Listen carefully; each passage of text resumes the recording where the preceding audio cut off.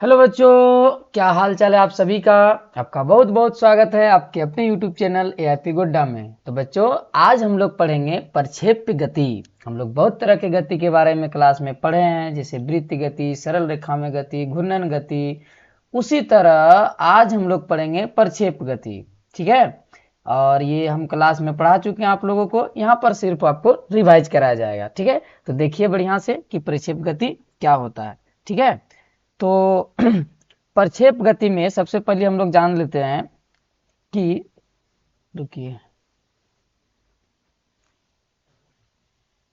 हाँ, तो प्रक्षेप गति में दो तरह का चीज होता है। जैसे देखिए, ये वाला जो गति है, ये जो पानी चल रहा है, ये कैसा गति है? ये प्रक्षेप गति है। ये ऐसे करके पानी जा रहा है, ऐसे ऐसे करके, और फिर पानी नीचे गिर रहा है, ऐसे करके गिर रहा है ना पानी। तो ये कैसा गति है? प्रक्षेप गति। उसी तरह देखिए, नेट बॉल में क्या होता है कि बॉल को यहाँ से फेंक रहा है, बॉल धीरे धीरे धीरे धीरे धीरे धीरे जा रहा है, जा रहा है, जा रहा है, जा रहा है, जा रहा है। इसका पाथ देखिए कैसे है। इसका पाथ जो है, इसका जो बॉल का जो पाथ है वो कैसा है? पैराबोला है। कैसा है? परवलय के आकार का है। ठीक है बच्चों, तो देखिए प्रक्षेप गति क्या होता है बच्चों, आप लोग को ध्यान से देखना है। ठीक है, जैसे देखिए, इसको बोला जाता है क्षैतिज अक्ष। क्या बोला जाता है? क्षैतिज। और इसको बोला जाता है ऊर्ध्वाधर। क्या बोला जाता है? ऊर्ध्वाधर। ठीक है, तो जब किसी वस्तु को क्षैतिज से कुछ कोण पर फेंकते हैं तो क्या होगा? यहां से मान के चलिए, अगर यहां से फेंकेंगे तो वस्तु क्या होगा? धीरे धीरे धीरे धीरे धीरे जाएगा, जाएगा, जाएगा, जाएगा, जाएगा, जाएगा, जाएगा, और इसका पाथ क्या हो जाएगा? ऐसे करके यहाँ पर आके क्या हो जाएगा? ये गिर जाएगा, गिर जाएगा ना। तो ये जो है, ये जो गति है, इस तरह का गति, उसको बोला जाता है बाबू प्रक्षेप गति। क्या बोला जाता है? प्रक्षेप गति। ठीक है, तो देखिए, इस वस्तु को हम कितना वेग से फेंके, इस वस्तु को हम कितना वेग से फेंके बच्चों? इस वस्तु को हम फेंके u वेग से। ठीक है, किस वेग से फेंके? u वेग से। अच्छा जरा बताइए, जब ये बॉल यहाँ पर है, वहां पर बताइए वेग का दिशा किधर होगा? यहाँ पर जो है वो वेग का दिशा किधर होगा? इधर की तरफ। ठीक है, तो हम इसको कितना वेग से फेंके? प्रारंभिक वेग u से फेंके। कितना से फेंके? प्रारंभिक वेग u से। हालांकि इसका जो दिशा है, अरे चुप रहो यार, आवाज तो वही है बिना करते। हाँ, तो हम इसको कितना वेग से फेंके? u वेग से फेंके। ठीक है, हालांकि इसका दिशा क्या हो रहा है? हर क्षण बदल रहा है। यहाँ पर जब बॉल आएगा तो बॉल का डायरेक्शन इधर हो जाएगा, यहाँ पर जब बॉल आएगा तो डायरेक्शन इसका इधर हो जाएगा। ठीक है, क्योंकि हम इसको देखिए क्षैतिज से कितना कोण पर फेंके हैं बाबू, तो हम इसको फेंके थीटा कोण पर। कितना कोण पर? थीटा कोण पर। तो हम आप लोग को बताए थे सदिश को तोड़ने का नियम। सदिश को तोड़ने का नियम कैसे बताए थे? ठीक है, जिस सदिश को तोड़ना है उसे दो लंबवत घटकों के बीच में रखा जाता है। तो देखिए, इधर की तरफ एक घटक बना लेते हैं, इधर की तरफ एक घटक बना लेते हैं, ऐसे इधर की तरफ एक घटक, इधर एक घटक हो गया, और दूसरा घटक इधर की तरफ बना लेते हैं, दूसरा घटक इधर की तरफ बन गया। ठीक है, ठीक, दूसरा घटक बन गया। जिधर कौन रहता है उधर का घटक क्या होता है? कॉस में, और उसके लंबवत वाला घटक किस में होता है? साइन में। तो बच्चों देखिए, इधर कौन है तो इधर का घटक क्या हो जाएगा? कॉस में हो जाएगा। हम किसको तोड़ रहे हैं? यू को तोड़ रहे हैं, तो इधर हो जाएगा यू कॉस थीटा। क्या हो जाएगा? You cos theta. और इधर क्या हो जाएगा? यू साइन थीटा हो जाएगा। क्या हो जाएगा? You sine theta. तो बच्चों, प्रक्षेप गति में क्या होता है कि एक ही साथ में दो अक्ष में वेग इसका होता है, एक्स में भी होता है, वाई में भी होता है। जैसे अगर हम यहाँ पर पूछे तो यहाँ पर देखिए क्या है, यहाँ पर एक्स में भी इसका वेग है, वाई में भी वेग है। देख लीजिए, वाई में भी है, एक्स में भी है। यहाँ पर देख लीजिए, एक्स में भी है, वाई में भी है। यहाँ पर देख लीजिए, एक्स में भी है और वाई में भी है कि नहीं है? मतलब क्या होता है कि दोनों डायरेक्शन में इसका वेग होता है। ठीक है बच्चों, दोनों डायरेक्शन में इसका वेग होता है प्रक्षेप गति में। ठीक है, ठीक है बच्चों। तो अगर हम यहाँ पर बोले, बताइए कि क्षैतिज घटक का वेग क्या है? क्षैतिज घटक को चलिए हम मान लेते हैं यू एक्स। क्षैतिज घटक के वेग को क्या मान लेते हैं बाबू? यू एक्स का है कि इधर एक्स डायरेक्शन है, इधर क्या है? Y direction. इसको बोला जाता है क्षैतिज, इसको बोला जाता है ऊर्ध्वाधर। तो क्षैतिज घटक का जो वेग है उसको हम क्या बोल देंगे? यू कॉस थीटा बोल देंगे। क्या बोल देंगे? You cos theta. और जो ऊर्ध्वाधर घटक का वेग है उसको बोल देंगे यू वाई। और इसका कितना है? ऊर्ध्वाधर घटक का वेग देख लीजिए, यू साइन थीटा है, यू साइन थीटा। ठीक है बच्चों, अब एक बात और इसमें जानने वाला बात है कि इसमें जो प्रक्षेप गति में होता है ना, मतलब कि एक ही बार में दो डायरेक्शन में वेग होता है, क्षैतिज में भी होता है, ऊर्ध्वाधर में भी होता है। मतलब एक्स में भी चलता है और वाई में भी चलता है। एक्स में क्या होता है, आगे बढ़ता है, और वाई में क्या करता है, ऊपर की तरफ ले जाता है बॉल को। ठीक है बच्चों, ठीक है। चलिए, अब क्या होता है कि क्षैतिज घटक का जो वेग है बाबू, उसका काम है सिर्फ और सिर्फ बॉल को आगे बढ़ाना, और ऊर्ध्वाधर घटक का काम है बॉल को ऊपर की तरफ लेके जाना। ठीक है, तो क्षैतिज घटक का जो वेग है ना, क्षैतिज घटक का जो वेग है, ये क्षैतिज घटक का वेग है, क्षैतिज घटक का वेग है, क्षैतिज घटक, क्षैतिज घटक का वेग है। ठीक है, क्षैतिज घटक का वेग, यह हमेशा क्या रहता है बाबू, ये हमेशा नियत रहता है। क्या रहता है, नियत रहता है, नियत रहता है क्षैतिज घटक का। और ऊर्ध्वाधर घटक का क्या रहता है, ऊर्ध्वाधर घटक का जो है ना, बदलते रहता है। इसका क्या रहता है, ऊर्ध्वाधर घटक का पहले ज्यादा रहता है मैक्सिमम बिंदु पर, मैक्सिमम बिंदु पर जो ऊर्ध्वाधर घटक का वेग रहता है बाबू, वो हो जाता है जीरो। क्या हो जाता है, जीरो। फिर धीरे धीरे धीरे बढ़ता है। ठीक है, और इसमें जो त्वरण लगता है ना, नीचे की तरफ त्वरण लगता है, जिसको हम लोग बोलते हैं गुरुत्व त्वरण। ठीक है, चलिए यहाँ तक अगर प्रक्षेप गति के बारे में अगर समझ गए तो आगे बढ़ते हैं। देखिए, अब हम जब यहाँ से बॉल को फेंकेंगे, इस बॉल को फेंकेंगे यहाँ से, तो वो मैक्सिमम कितना ऊंचाई तक पहुंचेगा, उसको एच बोला जाता है। क्या बोला जाता है, मैक्सिमम हाइट को हम लोग किससे लिखते हैं, एच से। ये कितना मैक्सिमम हाइट तक पहुंच पाएगा। ठीक है, ये फेंकने के बाद कितना टाइम लगेगा इसको गिरने में, उसको बोला जाता है उड्डयन काल। क्या बोला जाता है, उड्डयन काल। ठीक है बच्चों, उसके बाद फेंकने के बाद ज्यादा से ज्यादा कितना दूरी पर गिरेगा, उसको बोला जाता है रेंज। क्या बोला जाता है बच्चों, रेंज। तो यहाँ से यहाँ तक का जो दूरी है, यहाँ से यहाँ तक का दूरी को आर बोला जाता है, रेंज बोला जाता है। क्या बोला जाता है, रेंज।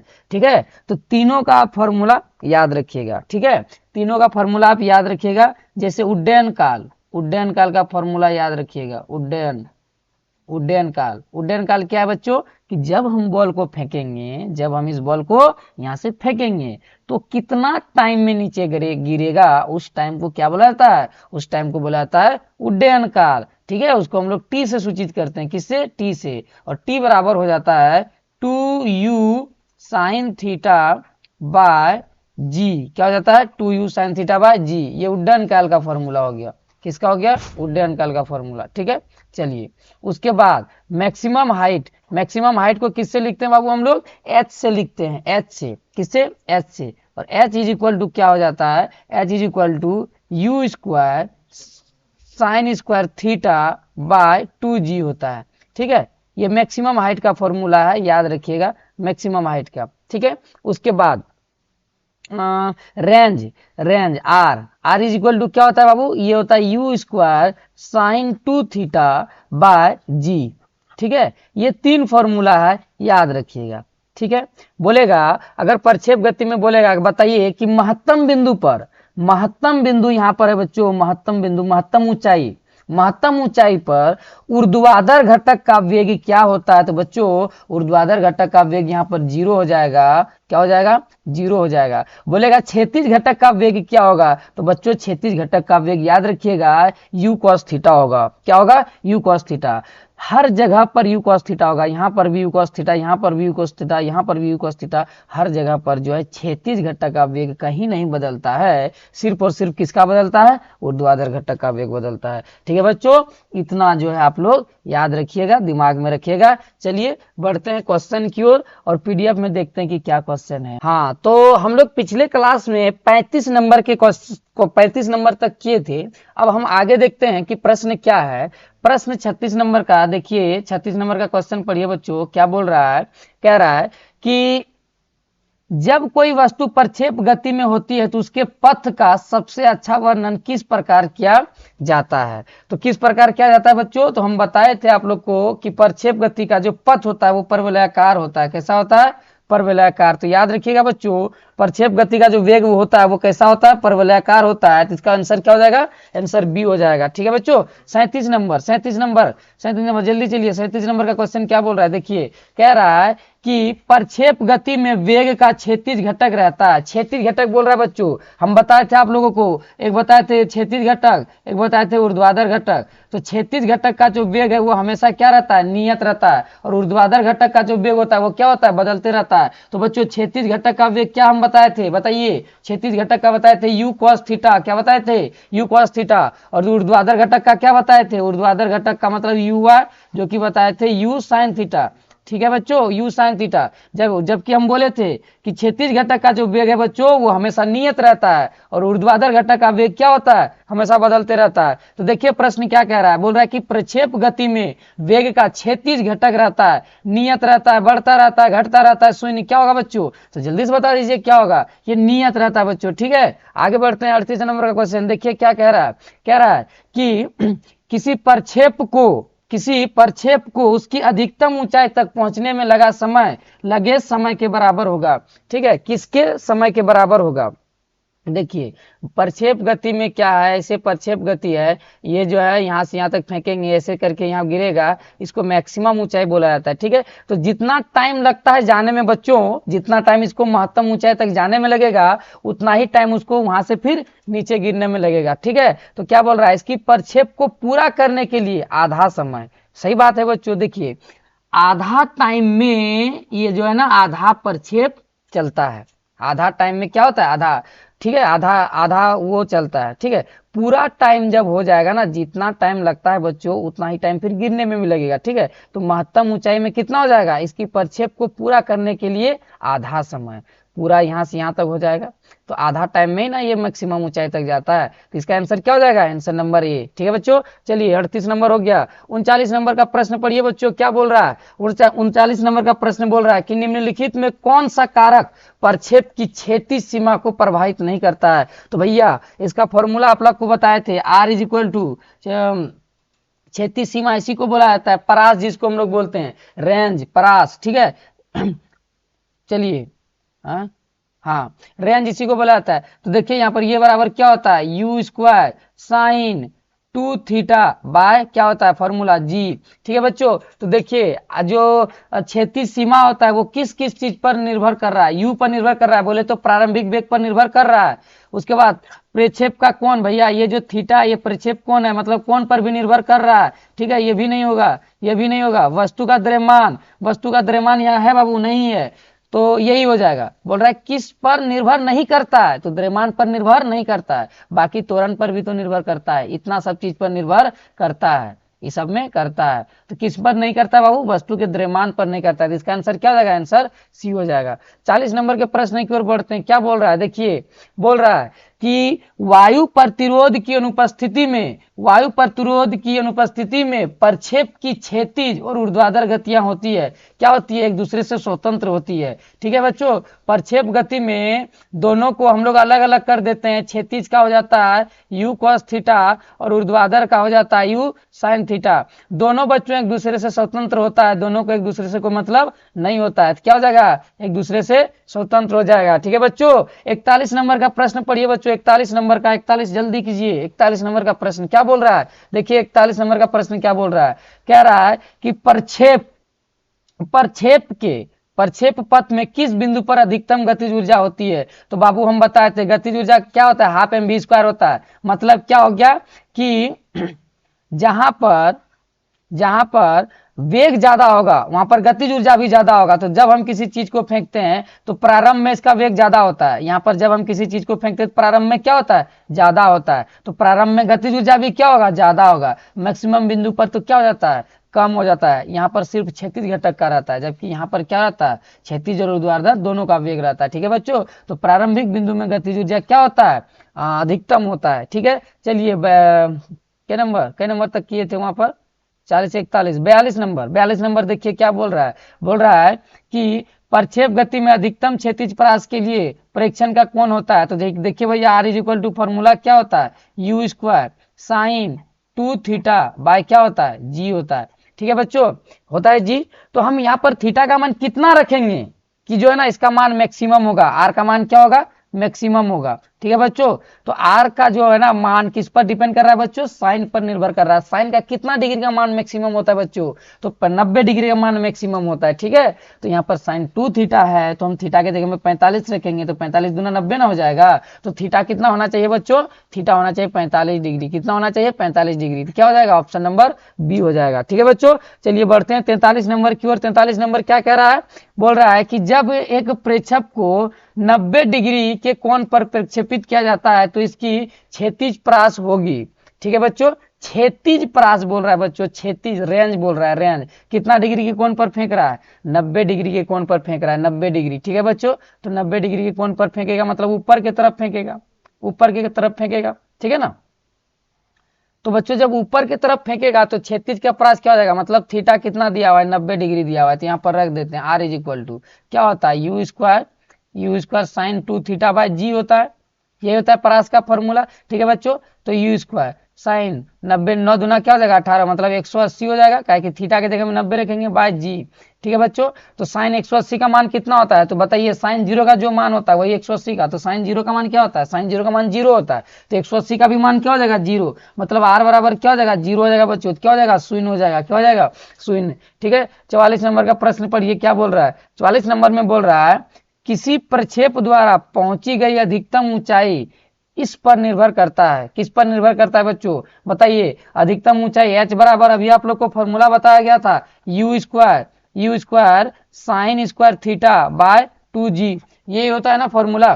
ठीक है, तो देखिए जो मैक्सिमम ऊंचाई वो किस पर निर्भर नहीं कर रहा है ना, क्या बोल रहा है, किसी प्रक्षेप द्वारा पहुंची गई अधिकतम ऊंचाई इस पर निर्भर करती है। ठीक है बच्चों, इस पर निर्भर करती है, किस पर, देखिए प्रारंभिक वेग पर निर्भर करती है, हाँ प्रारंभिक वेग पर निर्भर करती है, पर प्रक्षेप का कोण, हाँ कोण पर भी निर्भर करता है। देखिए तो मतलब क्या हो जाएगा, ए और बी दोनों हो जाएगा। ठीक है, चलिए 45 नंबर की ओर बढ़ते हैं।